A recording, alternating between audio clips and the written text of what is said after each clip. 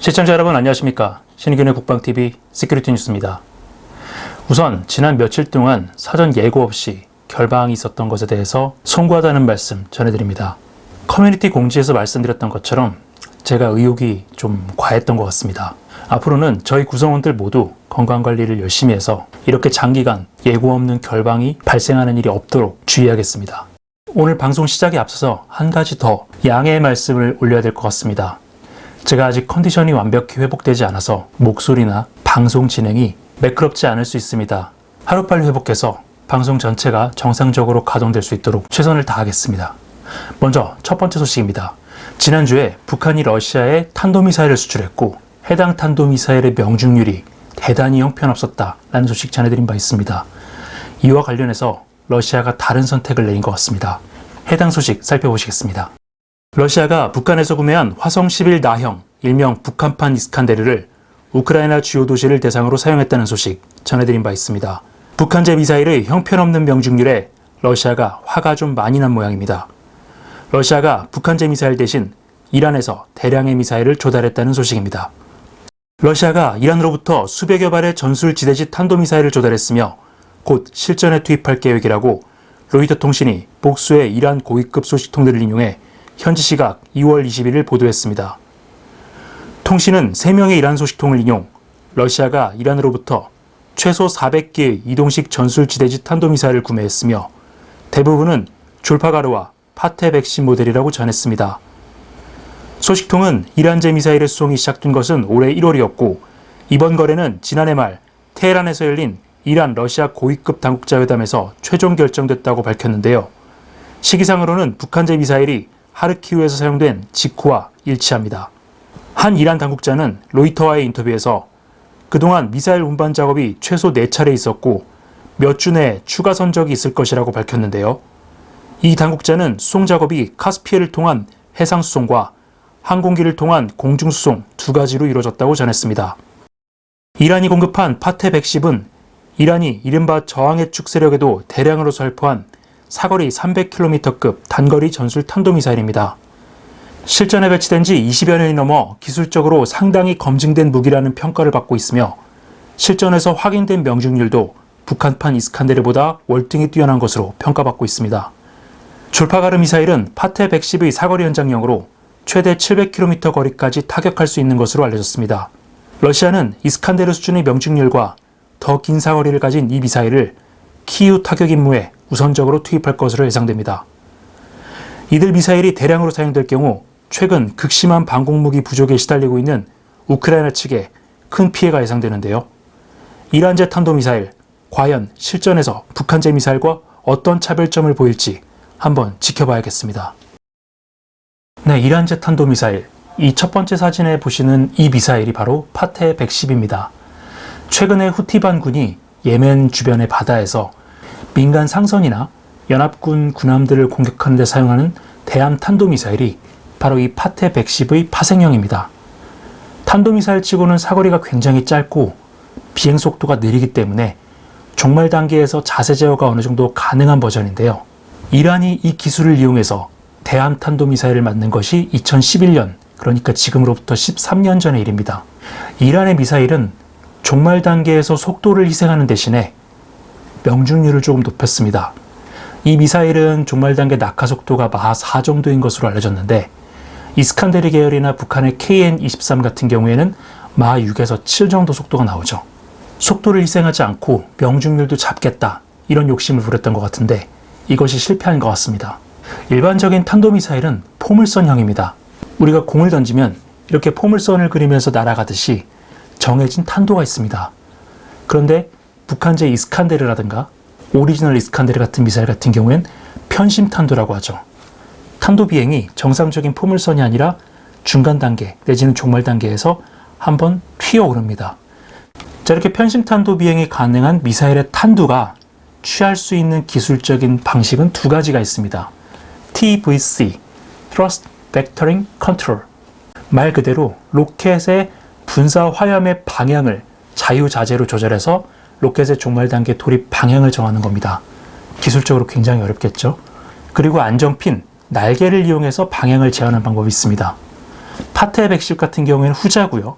이스칸데르 같은 경우에는 전자에 속하는데 북한제 이스칸데르도 마찬가지로 전자의 기술을 사용하고 있습니다. 그런데 기술적으로 좀 어렵다 보니까 아무래도 명중률이 좀 떨어진다, 이런 평가가 나올 수밖에 없죠. 한 가지 가능성이 더 있습니다. 명중률이 형편이 없다는 것은 한 가지 가능성이 더 있습니다. 우크라이나가 재밍을 하고 있을 가능성.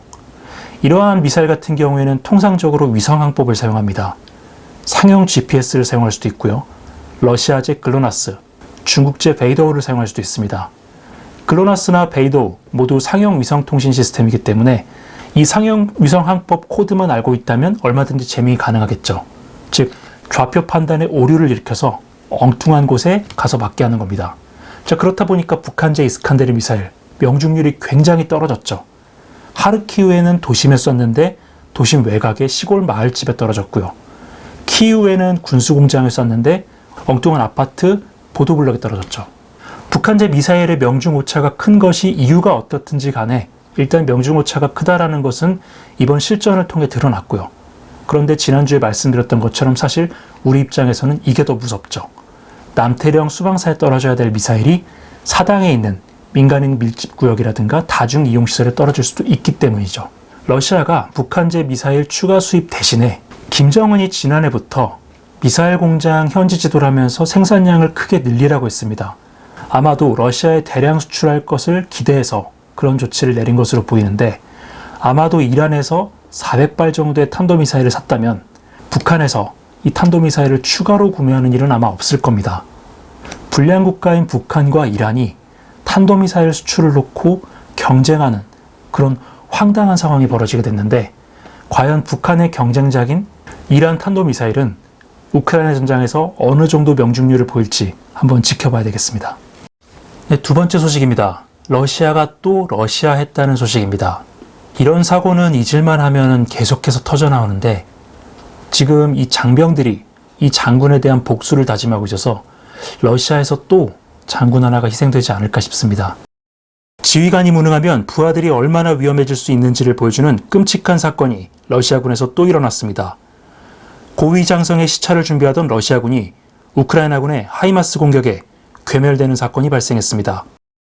최근 러시아가 공을 들이고 있는 도네츠크주 격전지 마린카 일대에 투입을 준비하던 러시아군 정예부대가 사령관의 잘못된 판단으로 엄청난 사상자를 내고 부대가 와해되는 초유의 사태가 벌어졌다고 복수의 러시아 오신트 소식통들이 현지 시각 2월 21일 리포트했습니다. 사건은 러시아군 제39 근위 차량화 소총여단에서 벌어졌습니다. 이들은 도네츠크 마린카 전선에서 후방으로 약 45km 떨어진 트루디우스케 지역에서 전선 투입을 앞두고 마지막 전술훈련을 실시하고 있었습니다. 이들은 훈련이 거의 끝나갈 무렵 제29연합군 사령관 올렉 모이시에프 소장이 현지 시차를 나온다는 통보를 받았습니다.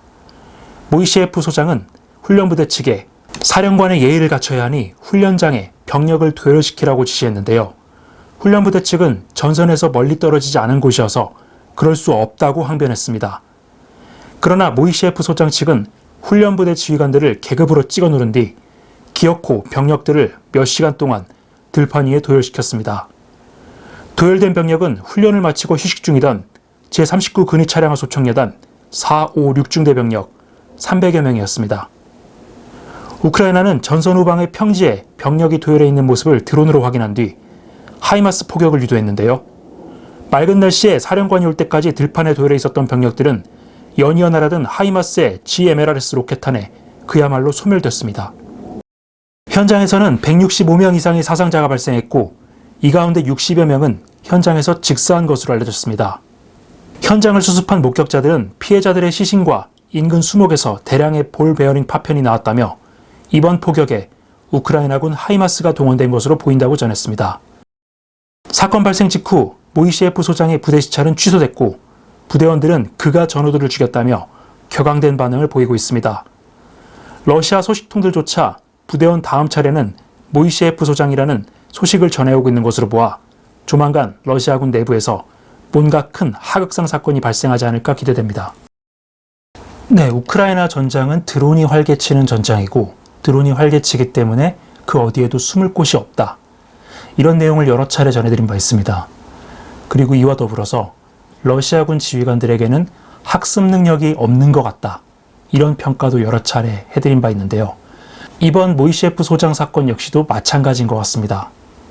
훈련 부대가 전선에서 불과 45km 후방에서 전장 투입에 앞서서 최종 리허설을 마치고 투입을 준비하고 있는데 사령관이 시차를 가니까 모든 병력을 도열시키고 대기해라. 이런 명령이 내려갔답니다. 당연히 부대에선 반대를 했고요. 상급 부대에서는 계급으로 이것을 찍어 눌렀습니다. 최근에 유튜브 검열이 굉장히 심해졌기 때문에 이 관련된 영상이나 사진을 보여드릴 수 없는 점 일단 양해를 부탁드리겠고요.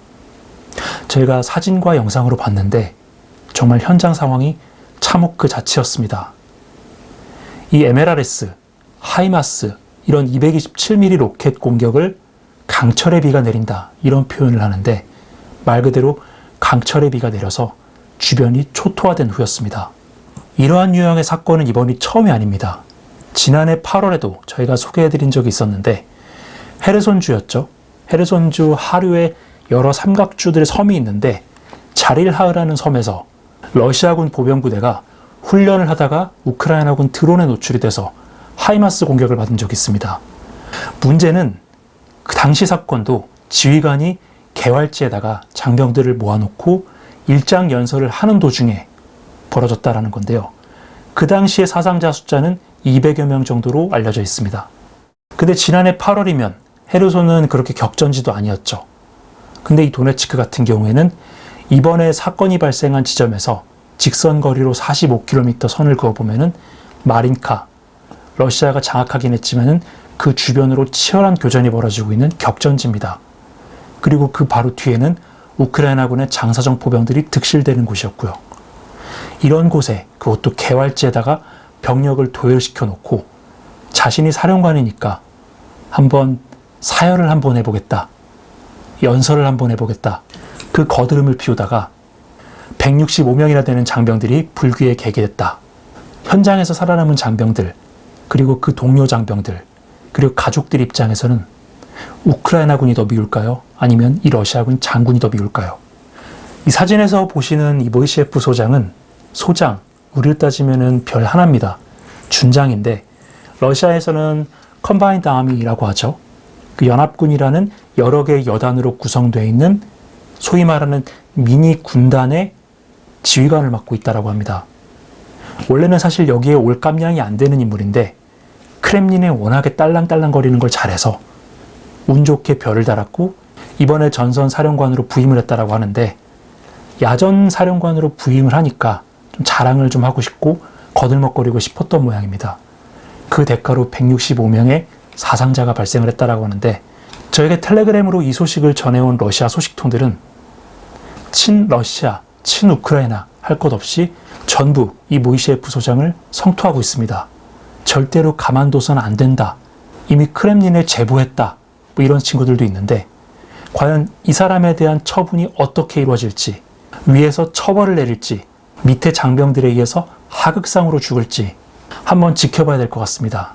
네, 오늘 시큐리티 뉴스 평상시와 좀 다른 목소리 그리고 좀 짧게 준비를 해봤는데요. 다음 뉴스에서는 좀 더 컨디션을 회복해서 정상적인 모습으로 방송을 진행할 수 있도록 최선을 다하겠습니다. 시청해주셔서 감사합니다.